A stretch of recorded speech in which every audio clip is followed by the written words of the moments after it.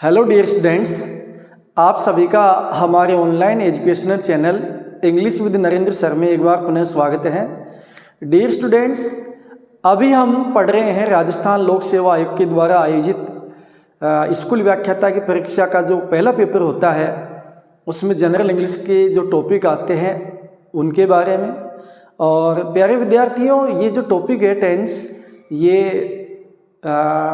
RPSC के अलावा विभिन्न प्रकार के जो प्रतियोगिता परीक्षाएं हैं उनमें भी पूछे जाते हैं, उनके लिए भी बड़े ही उपयोगी हैं। और साथ ही साथ जो बोर्ड क्लास की तैयारी कर रहे हैं बच्चे, उनके लिए भी बड़ा ही लाभप्रद पॉइंट है। तो कृपया इसको बड़े ध्यान से देखिए और समझिए। तो अब तक हम पढ़ चुके हैं प्रेजेंट टेंस के चारों भाग और आज हम पढ़ने जा रहे हैं पास्ट इंडेफिनिट टेंस। तो आइए शुरुआत करते हैं। जैसा कि आप बोर्ड पे देख पा रहे हैं, इस टेंस की हिंदी में पहचान होती है।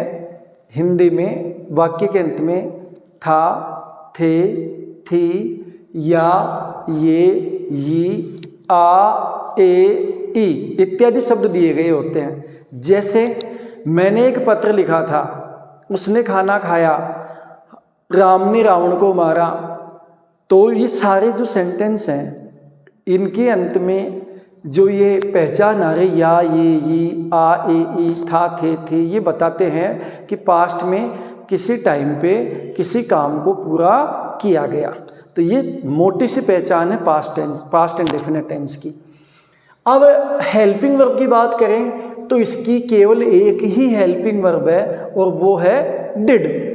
मेन वर्ब की अगर हम बात करें तो मेन वर्ब की इसमें सेकंड फॉर्म काम में ली जाएगी, लेकिन वो केवल एफर्मेटिव सेंटेंस में ही काम में ली जाएगी। इंटेरोगेटिव, नेगेटिव और इंटेरोगेटिव नेगेटिव, इन सेंटेंसेस में हेल्पिंग वर्ब काम में ली जाएगी डिड, और वहाँ पे मेन वर्ब की फर्स्ट फॉर्म काम में ली जाएगी। नीचे उदाहरण दिए गए हैं, उनके द्वारा हम सीखने का प्रयास करेंगे। यानी यहाँ पे हम ये कहना चाहेंगे कि जिस प्रकार से आपने प्रेजेंट इंडेफिनिट में पढ़ा था कि प्रेजेंट इंडेफिनिट के जो सिंपल सेंटेंस थे, एफर्मेटिव जो सेंटेंस थे, उनमें हेल्पिंग वर्ब काम में नहीं ली जाती है, उसी प्रकार पास्ट इंडेफिनिट के एफर्मेटिव सेंटेंस में हेल्पिंग वर्ब काम में नहीं ली जाती। इस उदाहरण के द्वारा हम समझते हैं, परसों राम अलवर गया था। अगर हिंदी की मैं बात करूँ, सेंटेंस हिंदी में परसों राम अलवर गया था, तो सब्जेक्ट है राम, वर्ब की second form went to Alwar the day before yesterday. ये जो डे बिफोर यस्टरडे है, इसका मतलब होता है परसों। परसों को इंग्लिश में डे बिफोर यस्टरडे कहते हैं। तो यहाँ पे जो सब्जेक्ट है वो हो गया राम। अब सिंगुलर प्लूरल का यहाँ पे कोई इश्यू अपने पास नहीं है। यहाँ मोटी बात यह है कि हमको एफर्मेटिव सेंटेंस में मेन वर्ब की सेकंड फॉर्म लगानी है। अब यहाँ पे मेन वर्ब है गो, अब गो की सेकंड फॉर्म क्या होगी, वेंट। तो एफर्मेटिव सेंटेंस में हमने यहाँ पे वर्ब की कौन सी फॉर्म काम में ली, सेकंड फॉर्म। ठीक है। नेगेटिव बनाना है कि परसों राम अलवर नहीं गया था, तो ये बनेगा राम डिड नॉट गो। मोटी बात अपने को जो सीखनी है वो यही सीखनी है कि जहाँ सेंटेंस में डिड काम में लिया जाएगा वहाँ पे वर्ब की फर्स्ट फॉर्म काम में ली जाएगी, यानी कि सेकंड फॉर्म काम में नहीं ली जाएगी। क्योंकि अगर देखा जाए तो वैसे भी आप देखिए, जो डिड हेल्पिंग वर्ब है ये किससे बना हुआ है, डू से। और डू क्या है, मेन वर्ब की फर्स्ट फॉर्म, और डिड सेकंड फॉर्म। तो ये ऑलरेडी सेकंड फॉर्म को डिनोट करता है। तो इसलिए आगे हमको जो मेन वर्ब है उसकी सेकंड फॉर्म लगाने की आवश्यकता नहीं है। जिस प्रकार से हमने प्रेजेंट इंडेफिनिट में सीखा था कि नेगेटिव सेंटेंस जब हम बना रहे हैं तो जहाँ जहाँ डज काम में लिया जाता है वहाँ मेन वर्ब में एस या ईएस नहीं जोड़ा जाता। उसी प्रकार जहाँ जहाँ डिड काम में आ जाएगा, डिड कहाँ काम में आएगा, या तो नेगेटिव सेंटेंस में, या इंटेरोगेटिव में, या इंटेरोगेटिव नेगेटिव सेंटेंस में। तो जहाँ जहाँ डिड काम में आएगा वहाँ मेन वर्ब की फर्स्ट फॉर्म काम में ली जाएगी। और जहाँ डिड काम में नहीं आएगा, डिड काम में कौन से सेंटेंस में नहीं आएगा, यस करेक्ट, एफर्मेटिव सेंटेंस में। तो एफर्मेटिव सेंटेंस जो होंगे वहाँ पे मेन वर्ब की सेकंड फॉर्म ही काम में ली जाएगी। तो यहाँ देखा हमने Ram went to Alwar the day before yesterday. तो ये जो सेंटेंस है ये एफर्मेटिव सेंटेंस है, और एफर्मेटिव सेंटेंस में हेल्पिंग वर्ब का प्रयोग नहीं होगा। तो प्रेजेंट इंडेफिनिट और पास्ट इंडेफिनिट दो टेंस ऐसे हैं जिनमें एफर्मेटिव सेंटेंस में हेल्पिंग वर्ब का प्रयोग नहीं होता। अगर वर्ब की फर्स्ट फॉर्म है तो प्रेजेंट इंडेफिनिट है, और यदि वर्ब की सेकंड फॉर्म है तो पास्ट इंडेफिनिट है। फिर आगे हमने देखा कि नेगेटिव सेंटेंस बना रहे हैं, तो नेगेटिव बन जाएगा Ram did not go to Alwar. या मैं फॉर्मूला नहीं लिखवा रहा क्योंकि फॉर्मूले का अभ्यास हम प्रेजेंट टेंस में पहले ही कर चुके हैं। तो मैं आशा करता हूं कि आपको फॉर्मूला पता है कि जब नेगेटिव सेंटेंस बनाएंगे तो सबसे पहले सब्जेक्ट आएगा, फिर हेल्पिंग वर्ब होगी, फिर नोट होगा, फिर मेन वर्ब की फर्स्ट फॉर्म होगी, उसके बाद ऑब्जेक्ट, और सबसे लास्ट में अदर वर्ड्स। तो ये फॉर्मूला आपको पता होना चाहिए। अब इंटरोगेटिव सेंटेंस बना के देख लेते हैं। इंटरोगेटिव में क्या होता है, हेल्पिंग वर्ब पहले लगा देते हैं। WH वर्ड होता है तो सबसे पहले वो आएगा, नहीं है तो हेल्पिंग वर्ब लगा देंगे। तो यहाँ हेल्पिंग वर्ब हमने डिड पहले लगा दी, तो ये हो गया did Ram go to Alwar the day before yesterday.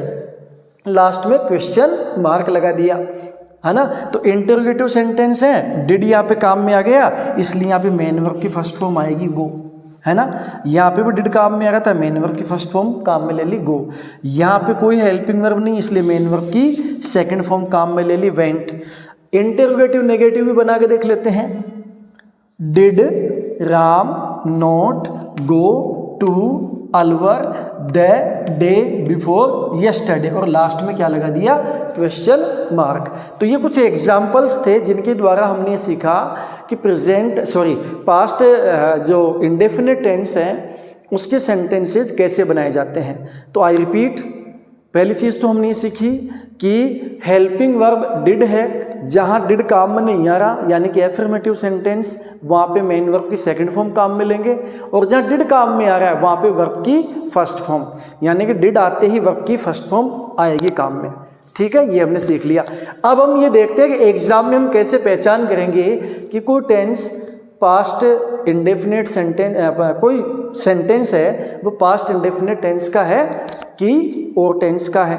तो इसकी पहचान के लिए हमको कुछ टाइम एक्सप्रेसिंग एडवर्ब्स की पहचान करनी पड़ेगी, उसी से तो अपने को एग्जाम में पता चलेगा, और वही तो चीज़ हम सीखना चाह रहे हैं। क्योंकि एग्जाम में अपने पास जो क्वेश्चन पेपर आएगा उसमें ये वर्ड्स दिए गए होंगे, ये हमारे कीवर्ड्स हैं, इन वर्ड्स को अपने को दिमाग में छाप लेना है। प्यारे बच्चों, मैं फिर कह रहा हूँ, इन वर्ड्स को दिमाग में एकदम छाप लेना है, बार बार इनकी प्रैक्टिस करनी है।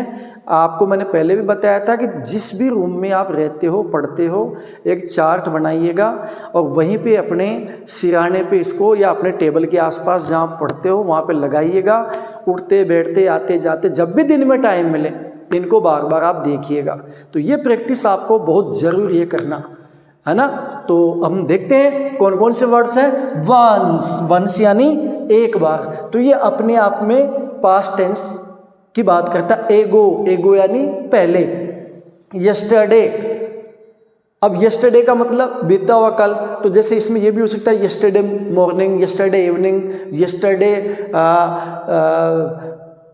आफ्टरनून, है ना। इस तरीके से भी पूछा जा सकता है। Last morning, last evening, last day, last Sunday, last Monday, last week, last month, last year, यानी लास्ट वर्ड देखते समझ जाना कि पास्ट टाइम है और पास्ट टेंस की बात की जा रही, तो पास्ट इंडेफिनिट टेंस होने के चांसेस सबसे ज़्यादा हैं।